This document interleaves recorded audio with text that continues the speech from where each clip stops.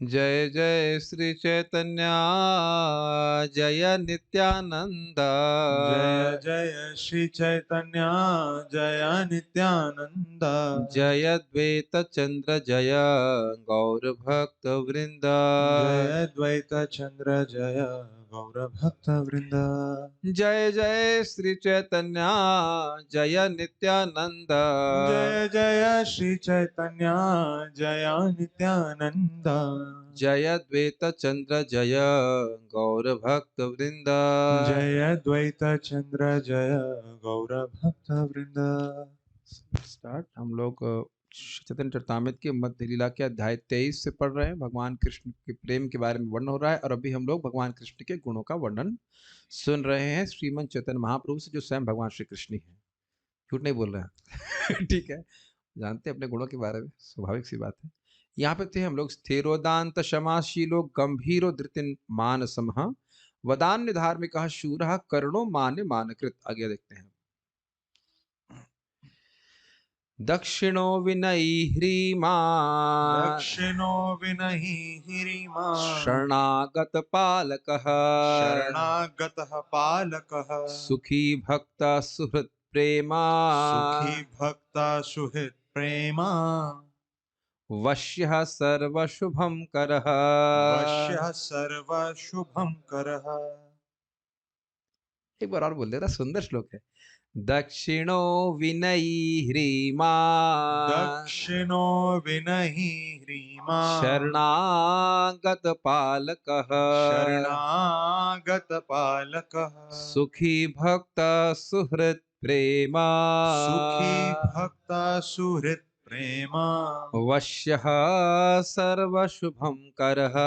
वश्यः सर्वशुभं करः। कृष्ण अत्यंत सरल तथा उदार हैं। वे विनीत तथा लज्जाशील हैं और शरणागतों के रक्षक हैं। वे परम सुखी, अपने भक्तों के शुभ चिंतक, परम कल्याणप्रद तथा प्रेम के वशीभूत होने वाले हैं। इन सब गुणों पर थोड़ा थोड़ा विचार करते हैं। दक्षिणा का अर्थ यहाँ पे बताया गया है सरल और उदार। सरल मतलब समझते हैं कपट रहित। कृष्ण में कोई कपट नहीं, अपने भक्तों के संग वो छल नहीं करते, किसी के संग भी छल नहीं करते। देखिए वो जो छल कभी कभार यहाँ एक गुण ले रहे, चल तो वहां कर भी लेते हैं, ऐसी बात नहीं है, लेकिन निष्कपट, सरल और उदार। उदार तो समझ गए, मैग्नानिमस। कौन सी कोई लीला याद आ रही है जिस भगवान, हाँ गजेंद्र की नमः, उदारता का वर्णन कहाँ पे आ रहा है? सुदामा के केस में भी भगवान का ये उदार गुण प्रकट हो रहा है। हाँ, फल वाला उदाहरण बड़ा सुंदर है। उसमें तो भगवान के सरल स्वभाव भी बड़ा प्रकट हो रहा है। कृष्ण छोटे बच्चों को देख, मतलब अपने माता पिता को देखते हैं। उस समय बार्टर सिस्टम था, नोट तो थे नहीं, तो कुछ लेने के लिए वस्तु को आपको कुछ देना होता था। तो उसे फल लेने वाले, देने बेचने वाली आई, आदिवासी थी वो, और वह कहा फल ले लो फल ले लो। तो कृष्ण एकदम छोटे से एकदम सरल भाव में कुछ कुछ अन्न के दाने देने जा रहे हैं और वह अन्न भी गिरता हुआ जा रहा है। प्राय कुछ है ही नहीं उनका, इतना इतने प्यारे लग रहे हैं, इतने सरल सौम्य स्वभाव वाले हैं वो। उनको देती है फल देती, देखती इधर उदारता भी प्रकट होगी। इधर देखा कि पूरा जो है स्वर्ण भी नहीं, मणियों से भर गया था। सरल स्वभाव, सरल और उदार स्वभाव में एक और बात आ रही मुझे स्मरण आ रहा है कि देखिए, जब सुदामा वापस उनसे मिलने के लिए गए, तो भगवान ये नहीं कहे कि आज मैं राजा हूं और तुम एक मात्र भिखारी मात्र हो। एकदम सरल सहज स्वभाव, कोई अहंकार नहीं। कितने प्रेम से सुदामा को रखे, बल्कि अपने ही सिंहासन पे कृष्ण सुदामा को बिठा दिए और रुक्मिणी जी उनके चरणों की सेवा कर रही हैं। कृष्ण, सॉरी, चामर डुला रही हैं और कृष्ण उनके चरणों को धुल रहे हैं। सरलता ये बहुत कठिन गुण है। सरल होना सरल नहीं है, मानते कि नहीं? क्यों? क्योंकि हम एक मुखौटा प्रस्तुत करना चाहते हैं अपना। जो जो गलतियां हम अकेले में करते हैं, अगर आप बता दें तो हमें कोई देखना नहीं चाहेगा, हमसे कोई संबंध नहीं रखना चाहेगा। इसीलिए हमारे लिए सरल होना मुश्किल है कि नहीं? भगवान के अलावा, भगवान तो कुछ बोलते नहीं, भगवान के अलावा तू जानता नहीं कि हम क्या क्या करते रहते हैं या क्या सोचते रहते हैं। ये सब आत्मा का गुण नहीं है, मैं मान रहा हूँ, लेकिन अभी तो हमारी जो बद्ध अवस्था में जो स्थिति है, बाह्य रूप से हम बहुत प्रस्तुत करें, कभी मैं अपने में बहुत बार देखता हूँ इस प्रकार की बात, असरलता का गुण। बड़ा दुखी हो जाता हूँ। दुखी होने से बहुत बार लगता है कि भाई हम वाकई हृदय से तो उस व्यक्ति की प्रशंसा नहीं कर रहे हैं। मैं ईमानदारी से बोलता हूँ, तो हिंदी की बात है। एक वक्त मैं चाह रहा था कि चला जाए आसपास से और वो जब जाने लगा, अरे इतनी जल्दी क्यों जा रहे हैं, थोड़ा और रहते। मैं कहा देखो कपटी। वो कह रहे नहीं आपके बड़ा अच्छा लगा, हमने कहा ठीक है 2 साल जा रहे हैं, बहुत समय के लिए जा रहे हैं। ठीक जाओ यार। तो अब कभी-कभी होता है, खैर उसने कुछ खास परेशान नहीं किया, तो थोड़ा बहुत ही परेशान किया था, लेकिन मन में एक भाव आया था मेरे कि चला जाता तो अच्छा रहता ही। जाने लगा तो बोल रहे हैं तुसी मत जाओ। तो ये सरलता नहीं है भाई। कभी ये देखिए हम अपना मजाक बना रहे हैं, एक व्यक्ति हाथ खड़ा कर दे कि आप सरल हो। सरल नहीं है हम लोग, सब हम लोग कपट करते हैं। ऐसा मत सोचिए कपट नहीं करते, झूठ नहीं बोलते इत्यादि इत्यादि।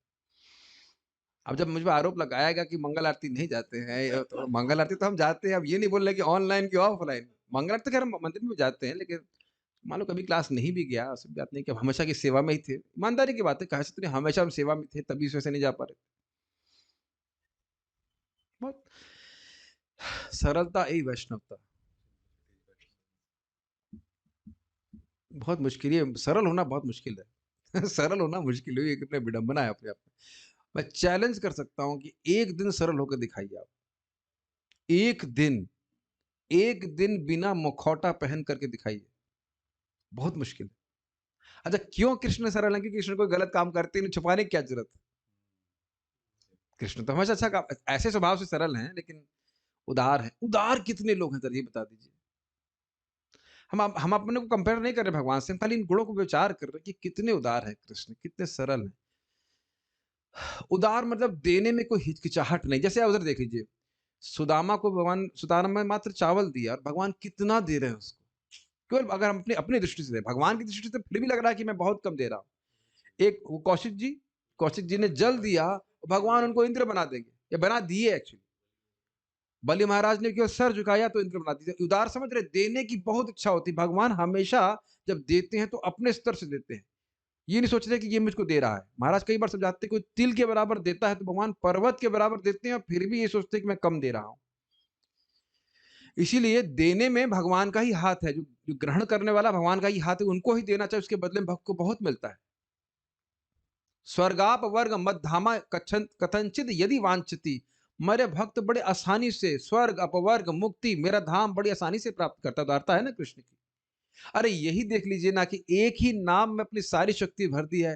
कैसे भी उतर, हरि बोल शांत रहना, हरि बोल ऐसे भी बोल दिया, या बोल दिया कि राजमा बनाना है आज, इसमें जा हटा दीजिए, राम बन गया, तो फिर अनंत जन्म के पाप नष्ट हो जाएंगे। उदारता नहीं है कृष्ण की, बताइए। ये हम लोग हजम भी तो नहीं कर पा रहे ना, एक गुण ही हजम नहीं कर पा रहे।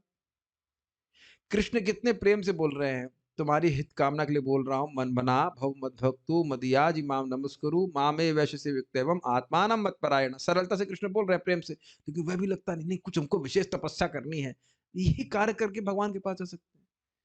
कहीं कृष्ण गीता में झूठ बोलना है क्या, बताइए। बड़ा अच्छा भगवान का गुण है, सरल और उदार। हाँ हाँ, यही बड़े अच्छा बात आपने बताया कि भाई देवताओं की उपासना में तो फिर भी खर्चा है। कृष्ण तो पत्रम पुष्पम फलम तो यम, उसी में संतुष्ट हो जाते हैं, उसके बदले में अपने आप को दे देते हैं। आत्मदह हरि, इतने सरल हैं कि छोटा दल, थोड़ा सा तुलसी और जल देने से वो अपने आप को दे देते हैं, बताइए। Actually Krishna becomes bewildered by the love of his devotees. हाँ, विक्रीडतम समात्मानम भक्तेभ्यो भक्तवत्सल। तो ये सब बहुत सुंदर गुण है। दक्षिणा, ठीक है। विनय तो आप समझ ही रहे हैं, नम्र है। बड़ा सुंदर है घटना। मुचकुंद महाराज के सामने जब भगवान श्री कृष्ण गए तो पूछे आप कौन हैं, तो बता रहे हैं कि कौन कौन को मैं मारा। तो ऐसे नहीं बोल रहे कि इसको मैं मारा, किसी भी असुर का नाम रखते तो बोलते इसको मारा गया, ऐसा लग रहा कोई और उनको माध्यम बना करके और के मरवाया। और अब ये देखो कि खुद भगवान ने दिखाया 11वें अध्याय भगवत गीता में कि पूरा महाभारत के युद्ध पहले से वो मतलब इट्स लाइक क्या कहते हैं उसे, फिक्स्ड मैच है, ये फिक्स्ड मैच है। कौन जीतेगा कौन मरेगा भगवान पहले डिसाइड कर चुके हैं, और भगवान कह रहे हैं निमित्त मात्र भव सभ्य शास्त्रम और यश तुम प्राप्त करो, यशोलभस्य। सारा कार्य भगवान कर रहे हैं, सबको मारने वाले कृष्ण हैं, लेकिन सारा श्रेय वह है अपने भक्तों को देना चाहते हैं। ये विनय है कि नहीं? ये भी तो एक नम्रता है, इज इट नॉट? सारा काम आप करें और दूसरा व्यक्ति श्रेय प्राप्त करे, नम्रता नहीं कहलाएगी? जरा बताइए। बड़ा सुंदर गुण है ह्रीमान, विनम्र। विनम्र कृष्ण कभी अपने मुख से गुणगान नहीं करते। गीता में बोल रहे हैं, नहीं तो वो नहीं बोलेंगे तो कौन मानेगा, वो नहीं बोलेंगे तो और कौन समझाएगा।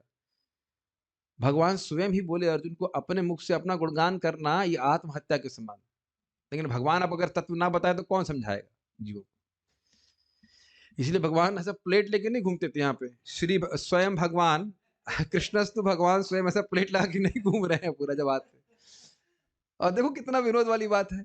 बीच में मुझे बड़ा अच्छा लगता है, भीष्म पितामह से युधिष्ठिर महाराज कह रहे हैं कि आप कह रहे हो कि भाई इनका अभिप्राय कोई समझ नहीं सकता है, तो ये तो हमारे सामने ही है ना कृष्ण भगवान, इसे पूछ लेते हैं। तो कहते हैं ना फिर भी ये माया करेंगे। कह रहे हम तो आपके छोटे भाई, हम क्या जानते, हम तो कुछ नहीं जानते ऐसे करके।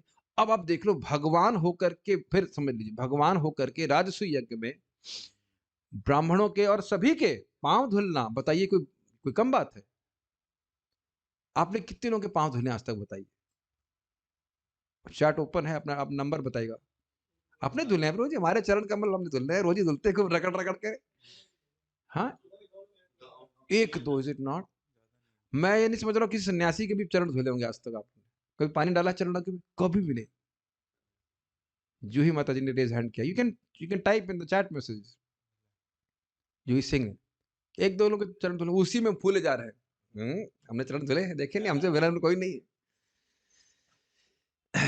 तो आप देख सकते हैं कि और भगवान और सबके, मान लीजिए आपके घर में कहीं शादी वादी हो और आप चरण धुलने लगे सबके, तो कहेंगे ये क्या धुलोगे? वो तो पाइप से धुलने वाले पक्का, लेकिन ऐसे करके धुलने वाले बिल्कुल नहीं है। और एक्चुअली कोई धुलवाएगा भी नहीं। एक बार हम लोग कार्यक्रम में गए थे, वो पूरा लेके प्लेट वेट लेके आके धुलवाने के लिए, पाँव ने कहा भाई ये सब नहीं, हम भाग रहे हैं, ये सब नहीं कर रहा हूँ। आजकल आप करेंगे तो लोग डर जाएंगे। पहले बात तो लोग नहाते भी नहीं, चरण का धुलवाएंगे, वो क्या कहा जाए, लेकिन बहुत सम्मान दिया जाएगा उसको, बहुत सम्मान देना होता है किसी के सामने इस प्रकार से। क्या भगवान की ये विनम्रता नहीं है? ये बताइए, सबके सामने सारथी बन गए, इज इट नॉट? तो अच्छा, ना से सारथी बन रहे, घोड़ों का भी ध्यान रख रहे, सब कुछ कर, इसके विनम्रता नहीं चाहिए? It's amazing, is it not? और दूत बन गए। दूत बनना तो बिल्कुल भी कोई मतलब, और क्षत्रिय हैं, इज इट नॉट? और जब कंस को मारे तो राज्य स्वयं ही ले सकते थे, लेकिन फिर उग्रसेन को बना दी। सब भगवान की विनम्रता ही तो कही जाएगी। अरे पूरे विश्व पे राज्य करने में कौन रोक रहा है कृष्ण? बहुत अच्छी बात है। ह्रीमान, ह्रीमान मतलब लज्जाशील। देखिए वैसे ह्री का अर्थ होता है, हाँ क्या कह रहे हैं वैसे, देखिए सामान्यतः ह्री का अर्थ ऐसे लिया था कि हम कुछ गलत करते हैं फिर लज्जा हो, लेकिन एक और अर्थ बड़ा सुंदर है, महिमा गान करने पर लज्जाशील। क्या सुंदर अनुवाद प्रभुपाद जी का है कि कृष्ण का कोई महिमा गाता है तो कृष्ण को लज्जित हो जाते हैं, हमारा गुणगान क्यों कर रहा है ऐसा कर। आप कह सकते हो कि कुरु नारियों ने ऐसा कहा, तो भगवान लज्जित नहीं हुए थे, भगवान चुप रहे थे, मुस्कुरा करके आगे बढ़ के। देखिए भगवान का यश जब भक्त गाते हैं, सारंगा नाम वो गाते ही हैं, तो भगवान प्रसन्न होते हैं। लेकिन लीला में हम प्रस्तुत देख रहे हैं कि जब भगवान को इस प्रकार से उनका कोई भाई डिस्टर्ब नहीं करो, रखो उनको, फोन से फोन दूर रखो, ये बहुत डिस्टर्ब कर रहे हैं, शिव जी को चुप कराइए। बहुत परेशान कर रहे हैं, बीच में श्लोक मत भोग। एक चीज ध्यान दे, सारे श्लोक कैसे देख लेंगे? क्या बात कर रहा था मैं? हाँ, देखिए जो व्यक्ति विनयी होगा, पब्लिक में उसका गुणगान होगा, तो उसको शर्म आएगी। यद्यपि उसमें गुण विद्यमान हैं, लेकिन उसको अच्छा नहीं लगे। लेकिन देखिए ऐसा, इसका अर्थ यह नहीं है कि हम भगवान का गुणगान पब्लिक में ना करें, करना ही है। लेकिन यहाँ भगवान के गुण प्रकाशित कर रहे हैं कि भगवान जब सामने प्रकट थे तो इस प्रकार से गुण को बोलने से, देखिए भगवान ने किया क्या, माता कुंती गुणगान कर रहे हैं कि नहीं पब्लिक में? कृष्ण कुछ बोले नहीं, मुस्कुरा करके आगे बढ़ गए। मतलब अनुमोदन तो किए कि आपने हाँ गुणगान किया, सही कहा। ये तो नहीं बोला कि गलत बोल रही है, ऐसा कुछ है, या क्या बुआ जी आप क्या बोल रही है, लेकिन फिर भी खाली मुस्कुरा करके अनुमोदन करके बढ़ गए। फिर आपने एग्जाम्पल दिया जो कुरु नारियां हस्तिनापुर, वहां भी मुस्कुराए, अभिवादन किए, फिर चल दिए।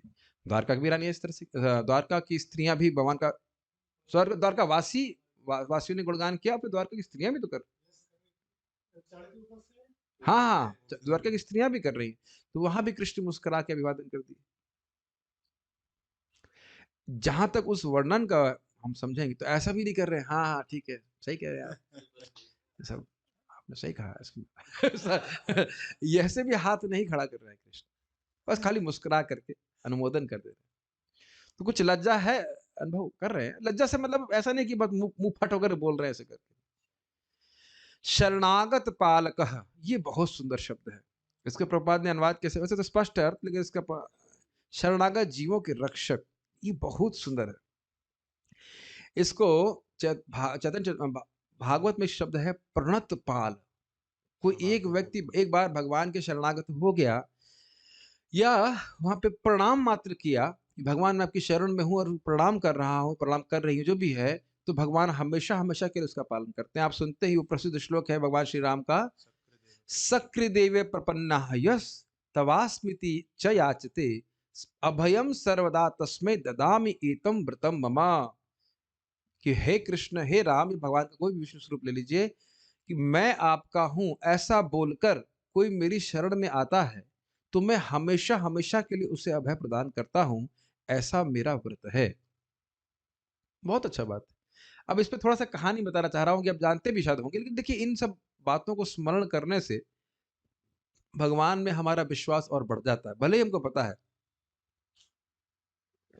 रावण ने विभीषण को लात मार के बाहर निकाल दिया, तो विभीषण कुछ राक्षसों को, 2 या 3 राक्षसों को लेकर के मतलब वायु मार्ग से आ रहे थे, और उनको देखकर बाकी सारे बंदर सब सचेत हो गए, सजग हो गए कि भाई ये लो लग रहा है दूत आ रहे हैं रावण के, और ये कोई क्या खो लेने के टो टो लेने के लिए आ रहे हैं, अगर रहस्य लेने के लिए आ रहे हैं, तो इनको पकड़ लेना चाहिए, कि उनको कहता मार देना चाहिए, इत्यादि इत्यादि। हनुमान जी ने कहा कि भाई, भगवान राम ने पूछा कि क्या करना चाहिए, तो हनुमान जी ने कहा कम से कम जानकारी तो लेनी चाहिए कि ये लोग वाकई जासूस हैं या नहीं है, हो सकता है हमारे मित्र हो।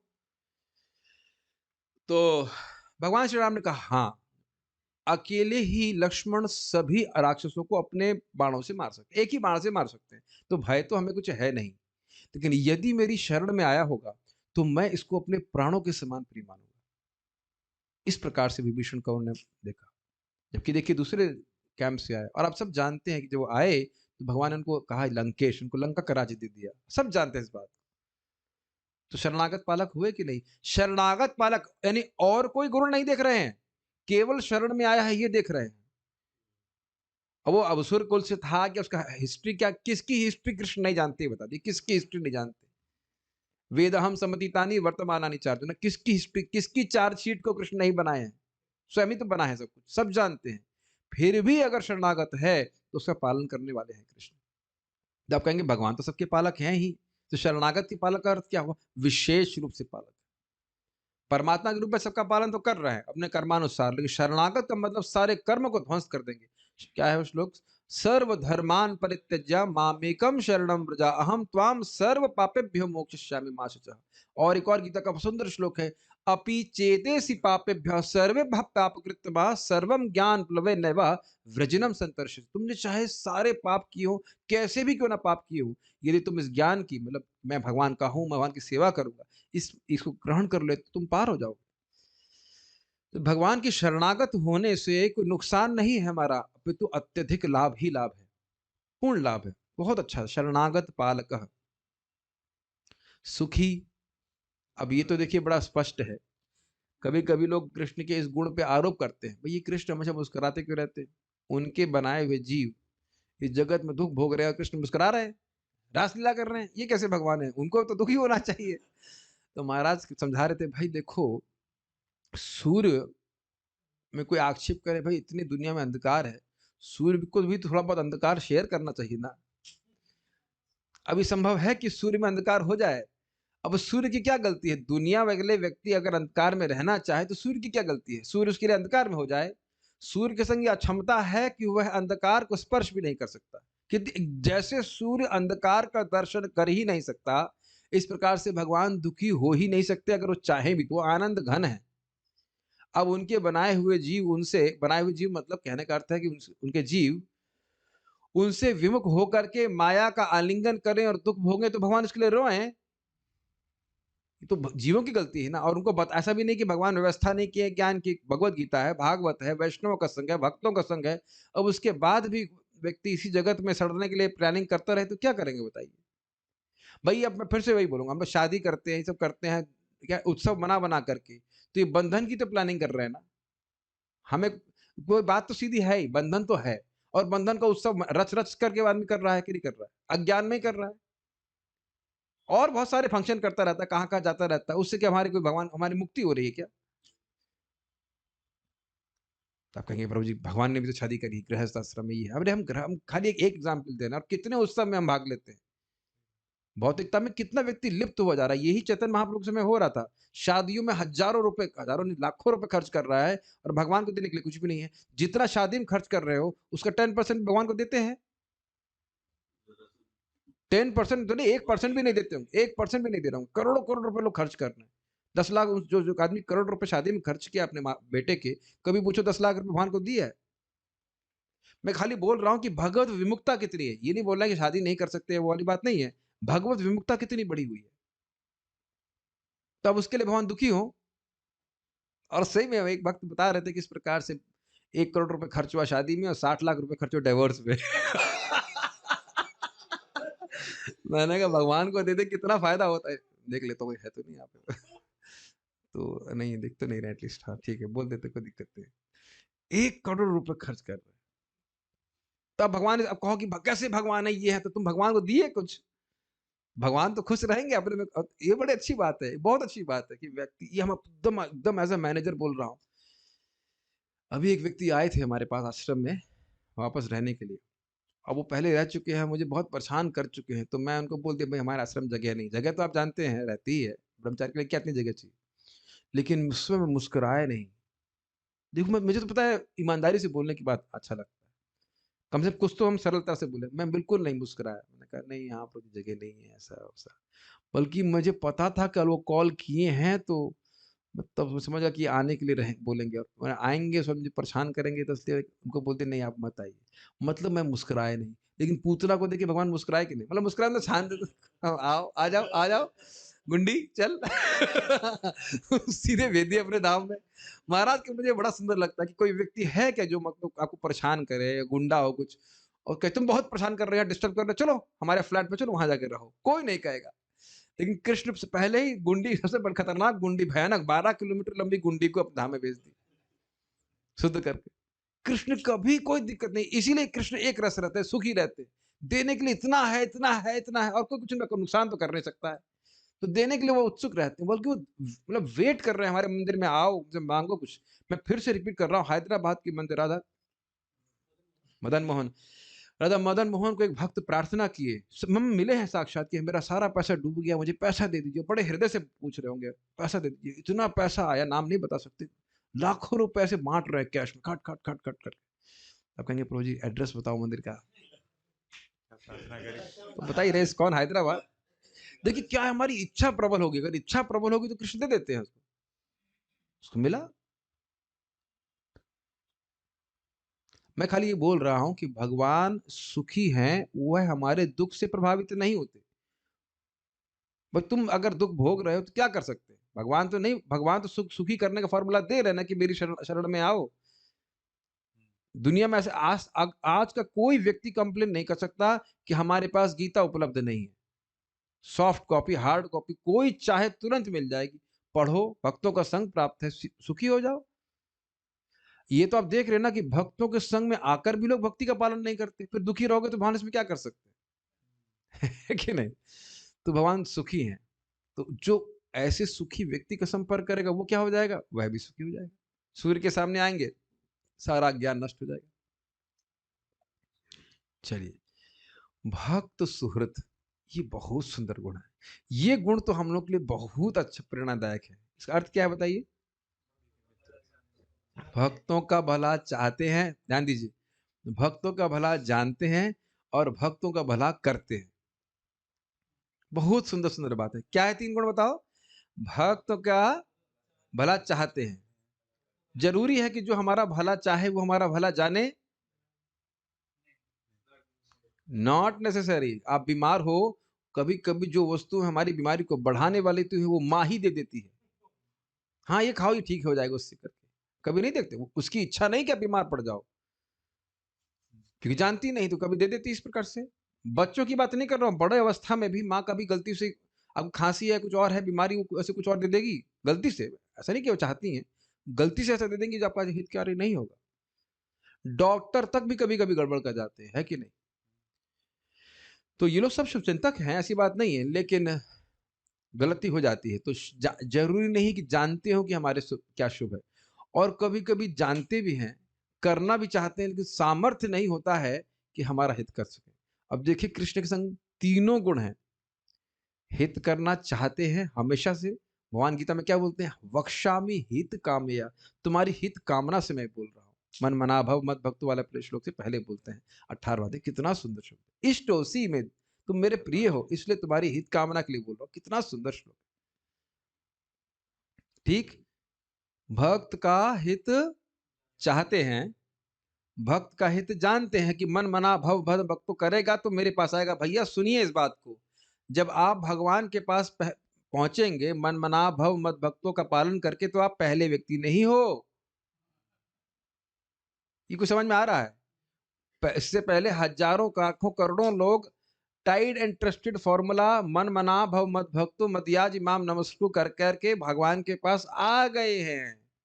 और भगवान इस बात को बोले भी हैं गीता में, आते हैं, बहुवचन में बोल रहे हैं। बहवो ज्ञान तपसा पूता मद भाव मागत। बहुत से लोग इस भगवत ज्ञान की तपस्या के द्वारा शुद्ध होकर के मेरे पास आए हैं। तो भगवान जानते हैं कि हमारा अच्छा किस में होगा, और ये भी समझ लेते कि हम नहीं जानते हैं कि हमारा कल्याण किस में होगा। ये भी समझ लेना। और जानते भी हैं, और भक्त सुहृद और भगवान भक्तों का अच्छा करते भी हैं। नारद जी के केस में क्या सुना था आपने? भक्ता नाम शम अभिप्सिता। भक्तों के आनंद की ही इच्छा करने वाले, आनंद का ही विधान करने वाले, भक्तों को दुख कभी नहीं देते। नहीं मेरे को बहुत दुख मिला है भक्ति लाने। मेरे परिवार वाले मुझे बहुत दुख दे रहे हैं, कह रहे हैं कि तुम क्यों भक्ति कर रहे हो, ये वो जो भी आप कह सकते हो। लेकिन समझिए कि भगवान कभी भक्तों को दुख में नहीं डालना चाहते हैं।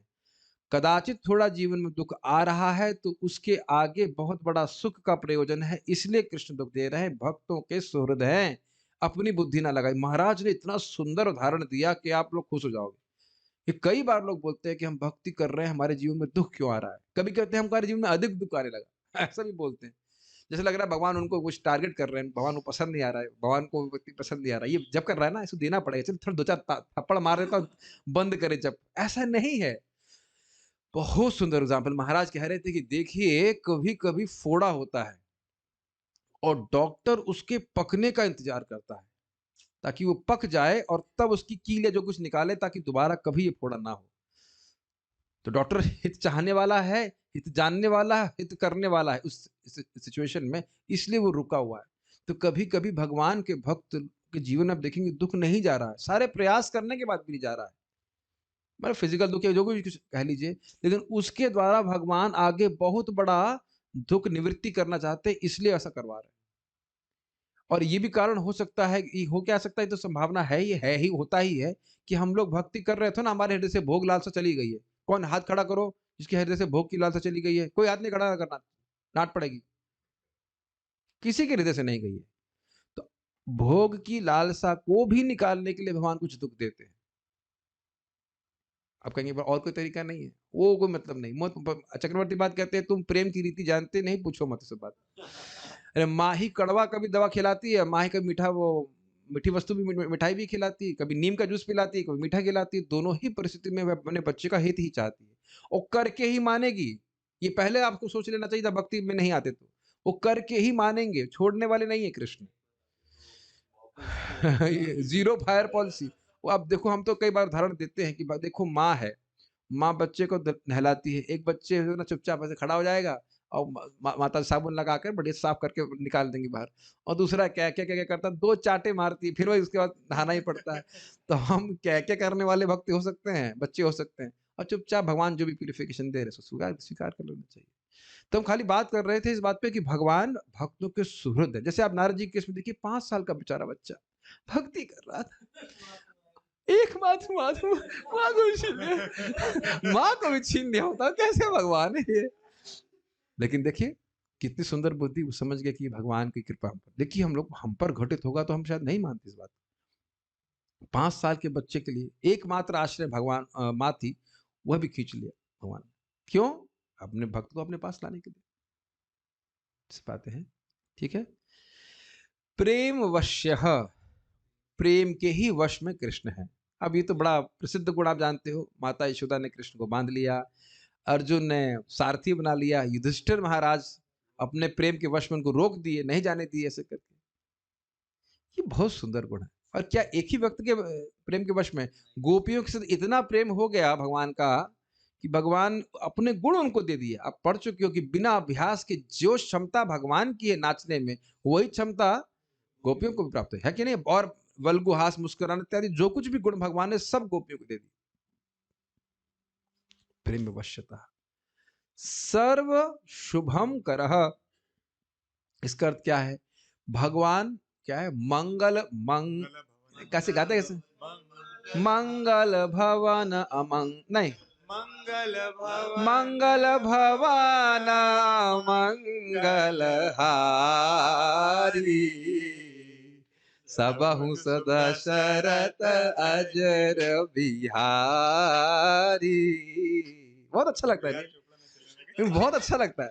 मंगल भवन, मंगल के भवन, मंगल के आश्रय, मंगल के आगार हैं भगवान श्री कृष्ण, भगवान राम, जो भी आप विष्णु तत्व ले लीजिए।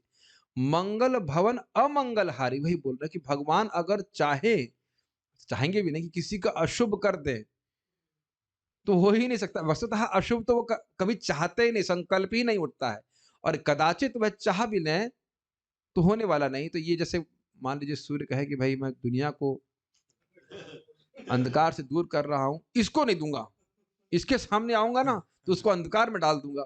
अब भगवान सूर्य अगर ये चाह भी ले तो भी क्या होने वाला है, उनकी चाह चलने वाली थी ना इसमें।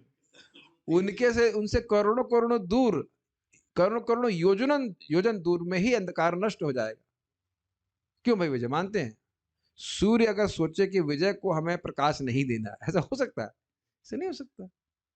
तो भगवान का कैसा भी संपर्क हो, नाम के द्वारा, रूप के द्वारा, गुण के द्वारा, भगवान का संपर्क है, उससे जीव का कल्याण होता ही है, जीव की अविद्या नष्ट होती है। इसीलिए वो जरा कथम अपि सकृदातम मुक्तम प्राणे नाम, जो बात भगवान के है सब में है, नाम के संबंध में भी है, नाम भगवान से भिन्न है।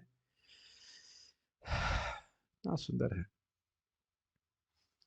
आगे देखते हैं, एक और देखने की इच्छा हो रही है। वाह! प्रतापी कीर्तमान रक्त, प्रतापी कीर्तमान रक्त, लोकः साधु समाश्रयः, लोक साधु समाश्रयः, नारी गण मनोहारी, नारी गण मनोहारी, सर्वाराध्या समृद्धिमान। सर्वाराध्या समृद्धिमान। कृष्ण अत्यंत प्रतापी तथा विख्यात हैं और वे हरेक की अनुरक्ति के लक्ष्य हैं। वे अच्छे तथा गुणी लोगों के आश्रय हैं। वे स्त्रियों के मन को आकृष्ट करने वाले और सबके आराध्य हैं। वे अत्यंत समृद्धिशाली हैं। प्रतापी, इसका अर्थ समझ गए? अत्यंत प्रभावशाली। प्रताप का भाव कहाँ है? देखिए, एक तो बड़ा स्पष्ट है, फिर से जरासंध के युद्ध में देख लीजिए कितना भगवान का प्रताप था। 23 अक्षौहिणी सेना लेकर आया, धाए धाए भगवान ने छोटी सेना लेकर समाप्त कर दिया, और एक भी सैनिक भगवान का नहीं मरा। आपको पता है, भगवान का एक भी सैनिक नहीं मरा, और कृष्ण बलराम अकेले धराशायी कर दिए। एक प्रताप। उसके बाद आखिरी बार जब वो हारे, जानबूझ करके हारे, तो कौन सा पर्वत था? वर्षण नाम था क्या? अघमर्षण, अघमर्षण पर्वत था, जहां तक मैं समझ रहा हूं। अघमर्षण पर्वत नाम का 88,000 मील ऊंचा पर्वत था, उस पर भगवान चढ़ गए। कितना आसान है ना, जैसे एवरेस्ट पे चढ़ना कितना आसान है। आप लोग तो चढ़ के आए होंगे एवरेस्ट के ऊपर? नहीं, कोई चढ़ा नहीं ना, हम भी नहीं चढ़े। हमें तो यहाँ के जो लीला स्थली वाले पर्वत है उसमें चढ़ने में डर लग रहा था, उसी में जान सूख रही थी मेरी। तो ख़ैर वहाँ पे भगवान 88,000 मील ऐसा कुछ मुझे याद नहीं आ रहा ठीक-ठीक कैसे योजन या मील कितना, इतना ऊँचे पर्वत भगवान धड़-धड़ धड़-धड़ कृष्ण बलराम चढ़ गए और उसने और वह भी देखो कितना खतरनाक उसने पर्वत के चारों ओर लकड़ी लगा कर के अग्नि जला दी कि जला के खत्म करेंगे इसको। भगवान ऊपर से कूद गए। सिंपल ही ना, सो सिंपल। भगवान कृष्ण बलराम जी कूद गए और आगे चल दिए चुपचाप। चुपचाप कुछ नहीं। वो सोचा कि हम जला के कृष्ण को खत्म कर दिए और कृष्ण बलराम वहाँ से ऊपर से कूदे कि आगे निकल गए। आग आग को टाप लिए, कितना ईज़ी है। ये प्रताप है कि नहीं भगवान का? और कौन-सा सारे असुरों को तो एकदम ब्रज में तो बिना हथियार के ही भगवान मार दिए। वो किसको? हाँ, हिरण्यकशिपु को अपने नाखूनों से मार दिया भगवान ने। तो इस प्रकार से भगवान का प्रताप है। कीर्तिमान अपने प्रभुपाद कह रहे हैं सत्कार्यों के लिए प्रसिद्ध है। ये नहीं कि बदनाम होंगे तो के नाम नहीं होगा, वो फ़ॉर्मूले से नहीं। भगवान की कीर्ति, भगवान का यश तो पूरे विश्व को पवित्र करने वाला है। आप ज सुनेंगे या कभी मौका मिलेगा तो सुनेंगे कि गंगा जी तीर्थ ही कब तक? जब तक भगवान ने इस जगत में अवतरित होकर के अपने यश का प्रसारण नहीं किया। बहुत अच्छा ये शब्द मुझे लगा, भागवत का शब्द है ये। और यहाँ प्रथम स्कंद में भी हम सुनते हैं प्रथम अध्याय में ही कि भगवान के चरण कमलों का आश्रय लेकर भगवान के भक्त मुनयः प्रशमायनः यत्पाद संश्रया सूता यत्पाद संश्रयः सूतः मुनयः प्रशमायनः सद्योप सद्यो पुनाति उपस्पृष्टः स्वर्धन्यापनुसेवयः कि जिनके चरण कमलों का आश्रय लेकर मुनि प्रशमायन हो जाते हैं। प्रशम मतलब शांति के आयन, शांति के अबोध, एकदम शांत, यानी मन में कोई वासना नहीं रह जाती। और ऐसे भक्त संग प्रदान करके तुरंत पवित्र करते हैं, जबकि गंगा जी का जल तो बहुत सेवन करने के बाद पवित्र करता है। तो ये भगवान की कीर्ति हुई कि नहीं? पवित्र कीर्ति, पुण्य यश। और एक और कीर्ति का भी एकदम से आ रहा था बात। हाँ, हम सुनते हैं रोज की तव विक्रीडितं कृष्णा नृणां परम मंगलम कर्णपीयूषमासाद्य तजन्ति अन्य स्पृहां जनाः। कृष्ण आपकी क्रीड़ा, आपकी जो लीला है वह इंसानों के लिए परम मंगल है। ये भगवान की कीर्ति नहीं हुई महान? कीर्ति बहुत कीर्तिमत्ता हुई कि नहीं? कीर्ति भगवान का यश सुन करके व्यक्ति जीव का परम मंगल होता है। कैसे मंगल होता है? कर्ण पीयूष मासाद्य, सीधे-सीधे साक्षात वो कानों से सुनता है। तो त्यजन्ति अन्य स्पृहाम जना, वह सब कुछ किसी भी वस्तु की स्पृहा त्याग देता है, केवल कृष्ण कथा ही श्रवण करना चाहता है। ये भगवान की कीर्ति नहीं है कि नहीं? जीवों की अवध्या। फिर शृण्वन्ति गायन्ति गृह्णन्ति भिष्णशः स्मरन्ति नन्दन्ति तवेहितं जना तैव पश्यन्ति अचिरेण तावकं भव प्रवाहु परमं पदाम्बुजम्। जो आपकी कीर्ति के यश को, आपकी क्रीड़ाओं को सुनते हैं, गाते हैं, स्मरण करते हैं, आनंदित होते हैं, तो वही आपके चरण कमलों को देखेंगे, अर्थात माया से मुक्त हो जाएंगे। भगवान की कीर्ति नहीं है। तव कथामृतम मतलब भगवान की कीर्ति के संबंध में तो पूरी भागवत ही भरी हुई है। पूरा भागवत है ही भगवान की कीर्ति, और क्या कहा जाएगा बताइए? तो कीर्तिमान इस प्रकार से पूरे विश्व में, पूरे तीनों जगत में, ब्रह्मांड भर में और अनंत वैकुंठों में भगवान प्रसिद्ध है। तो कीर्तिमान हो गया। रक्त लोकः, रक्त का आप सोचोगे अर्थ होता है खून, लेकिन रक्त का अर्थ नहीं, रक्त का मतलब अनुरक्त। अब प्रभुपाद ने बड़ा सुंदर इसका अनुवाद किया है, सभी लोगों की आसक्ति के पात्र। लेकिन प्रभुपाद वहां कह रहे हैं हाँ, वे हरेक की अनुरक्ति के लक्ष्य हैं।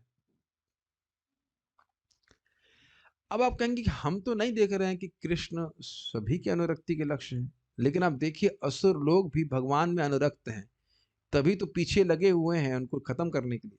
भाई जिससे आप एनवीएस होते हो उसमें आसक्त नहीं है क्या?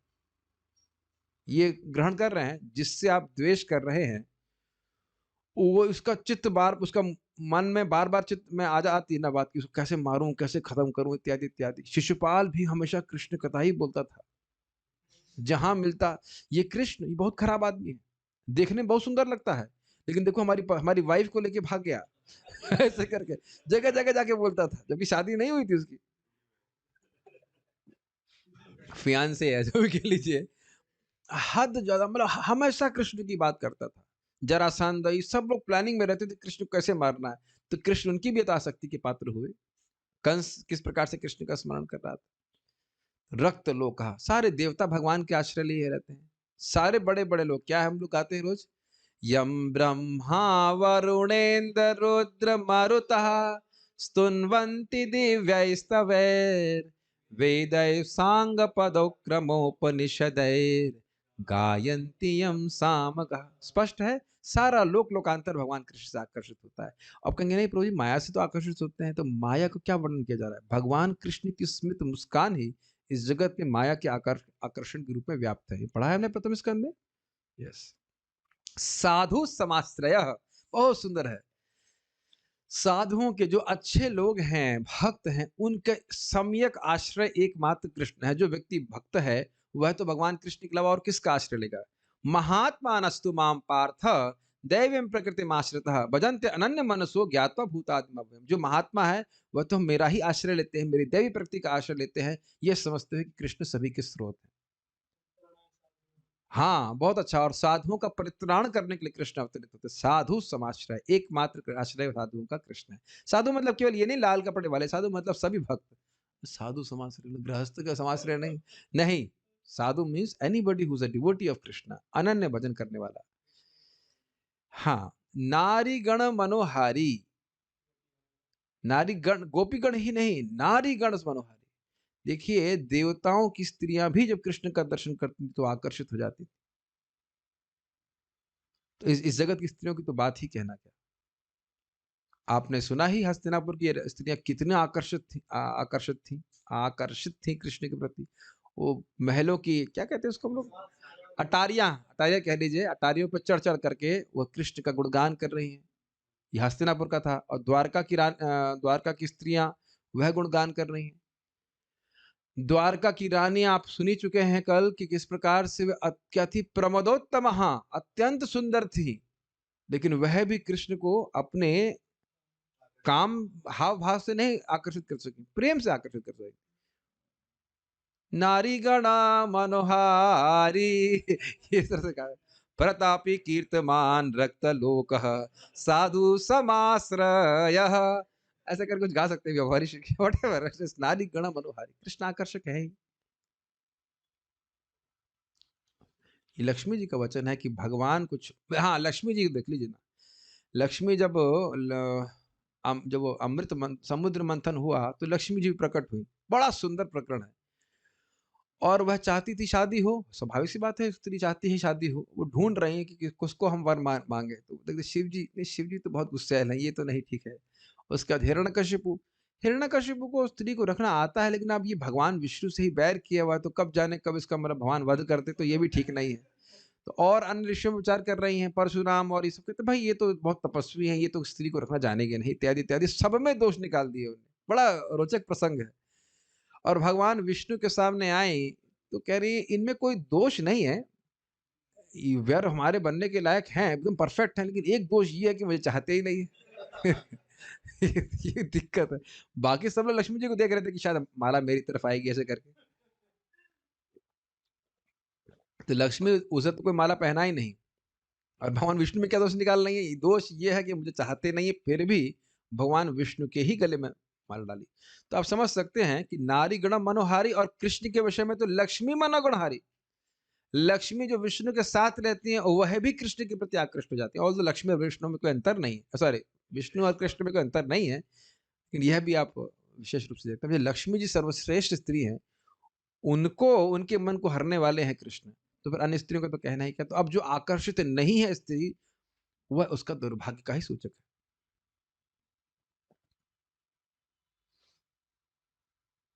ये मेरे शब्द नहीं है, भागवत के शब्द हैं। हाँ, रुक्मणी जी के शब्द हैं। रुक्मणी जी से भगवान श्री कृष्ण कहते हैं और उस समय तक रुक्मणी जी के पौत्र प्रपौत्र भी हो चुके थे। मुझे लग रहा है कि तुमने मुझसे शादी करके गलती करी है, अभी भी समय है, कोई अच्छा क्षत्रिय ढूंढ करके शादी कर लो। शिशुपाल से तुम शादी कर लेती अच्छा रहता, वो तो तुम्हारा सेवक बनकर रहता, इत्यादि इत्यादि। और मैं तो तुमसे प्रेम करता नहीं, मैं तो केवल शिशुपाल को नीचे दिखाने के लिए तुमसे शादी किया, ऐसे करके। अरे भाई वो तो एकदम उनको और रोने लगी और बेहोश हो गई। बाद में जब उनको फिर वो कृष्ण संभालते हैं, उनको होश आता है, तो फिर वो उत्तर देती हैं। तो उसमें बोलते हैं कि आपको छोड़कर कौन ऐसी स्त्री होगी जिसका थोड़ी भी बुद्धि है, जो किसी मरणशील व्यक्ति का अ, चुनाव करेगी। ऐसे बहुत अच्छी बात बोलती हैं। और अन्यत्र एक जगह भी, और मैं समझ रहा हूँ 5वें स्कंद में हम सुने थे, लक्ष्मी जी बोल रही हैं कि कोई भी स्त्री अगर कृष्ण को छोड़ करके किसी और का वर्ण करती है, जिसके ये पुरुषों में भी बोला कि मूछें हैं और मतलब व्हाटएवर, जो भी शरीर में आप सुंदरता सौंदर्य को जो मानते हो, पता नहीं क्या अच्छा लगता है पुरुषों में, हम तो नहीं समझ रहे हैं, मतलब जो भी अच्छा लगता हो, इनका बल है या कोई व्हाटएवर, कितने समय के लिए, तो उसमें मति लगाना, उसमें आकर्षित होने वाली स्त्री तो मूर्ख ही कही जाएगी। अभी ठीक है, शादी करते हैं लोग, करें, लेकिन जो सत्य है वहां पे बोला गया है। जो बात स्त्रियों पे घटित हो रही है पुरुषों पे भी घटित हो रही है। भगवान कृष्ण को छोड़ करके इधर जगत के रूपों में फंस रहे हैं। क्या वो रूप है वास्तविक रूप से, हमें सोचिए, कहाँ कोई रूप है बताइए। और अगर जिस रूप में भी है, वो कितने दिन रहने वाला है? 40 साल तक भी नहीं रहने वाला। मैक्सिमम आप कह लो कि भाई 20 से लेकर 30, मैक्सिमम 32, 33, 34, 35 साल तक, बस 15 साल, उसी में उसको भी, उसमें हम सोच रहे हैं वाह बहुत। स्त्रियों पे भी पुरुषों को भी हमारा मन इस प्रकार से आकर्षित रहता है। खैर चलिए, वो बातें तो हैं ही, क्या कहा जाए। लेकिन नारी गण मनोहारी, इसीलिए तो लोग, देखिए लोग कितने मासूमियत में सोचते हैं, he is a perfect one, she is a perfect one, nobody is perfect, only perfect person is Krishna. Krishna से आकर्षित ना होने के कारण उसमें हम फिट करने का प्रयास कर रहे हैं उस व्यक्ति को। Anyways, what we can say, बोल सब देते हैं, उसके बाद कह देते हैं व्हाट वी कैन से। हमारी रोमांटिक पिक्चर में अब हॉरर एलिमेंट लेके आ जाते हैं। क्लास में हम नहीं आ रहे हैं, बस बहुत हो गया अभी। कितने हमारे सपने थे जगत में रोमांस करने के, सारे खत्म कर दिया आपने। कम से कम नहीं बताते तो कम से कम इल्यूजन तो रहते। एनीवेज, सर्वाराध्य, सर्वाराध्य मतलब सभी के आराध्य हैं। देवा देव देव जगत पते, क्या अर्थ है बताइए? देवताओं के भी देवता। जैसे इस जगत में लोग परेशानी में देवताओं के पास जाते हैं, तो देवता परेशानी में किसके पास जाते हैं? विष्णु कृष्ण के पास जाते हैं। इसलिए कह रहे हैं सर्व आराध्य। बड़ा स्पष्ट है। समृद्धिमान, सारी समृद्धि उन्हीं की है। बल्कि आप जानते हैं क्या शब्द हम लोग यूज कर रहे थे? द्वारका के बारे में सुन रहे थे कि नहीं? भगवान की द्वारका किस प्रकार से समृद्ध थी, है कि नहीं? प्राकृतिक रूप से, हर प्रकार से। और भगवान की दृष्टि की वजह से युधिष्ठिर महाराज, क्योंकि भगवान के संरक्षण में राज्य कर रहे थे, इसलिए उनका राज्य भी समृद्धिमान था। ये पढ़ चुके हैं कि नहीं प्रथम स्कंद भागवत में? तो इस प्रकार से भगवान समृद्धिमान है, और अन्यों उनके संरक्षण में जो भी रहेगा वह भी समृद्धिमान रहेगा। तो भगवान के कुछ गुणों पे हमने आज विचार किया। मैं समझता हूँ कोई प्रश्न तो होगा नहीं, लेकिन कुछ गुणों का स्मरण करके कृष्ण की पूजा करनी चाहिए। ठीक है, यहाँ रुकते हैं। श्री चैतन्य चरितामृत की जय, श्रील प्रभुपाद की जय, निताई गौर प्रेमानंदे।